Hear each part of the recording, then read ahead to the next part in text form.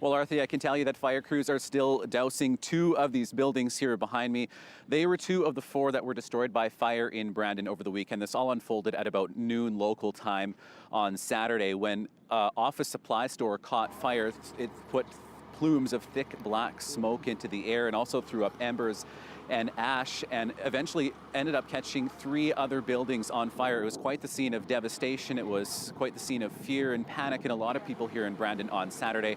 And among the buildings that burnt down was an affordable housing complex, and that building housed more than 150 people, and those people are now homeless and being housed by the Red Cross. And it was tense moments. It was scary moments for a lot of these people that were in this building. A lot of them fled with nothing more than just the clothes on their back. Here is a father of two who managed to get out of the building with his two kids.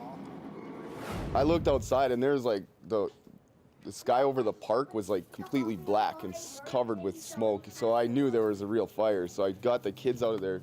All of a sudden there's like a huge explosion in the sky, and there's firefighters, and like a Manitoba Hydro guy was like speeding down the street, and you could tell something was wrong.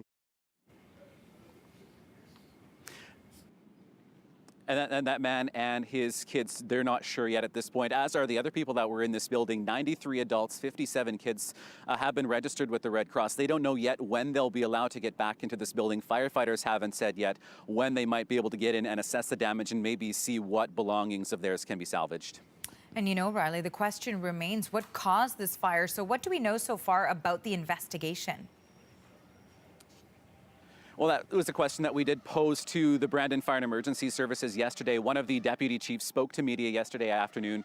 He said the investigation right now is still in its early stages at this point. And I mean, as you can tell, you know, firefighters are still pouring water on these fires. So obviously it will be hard for them to get in to start that investigation at this point while the fire is still ongoing. At this point, they say they have no cause, but we do know that damage is, of course, extensive.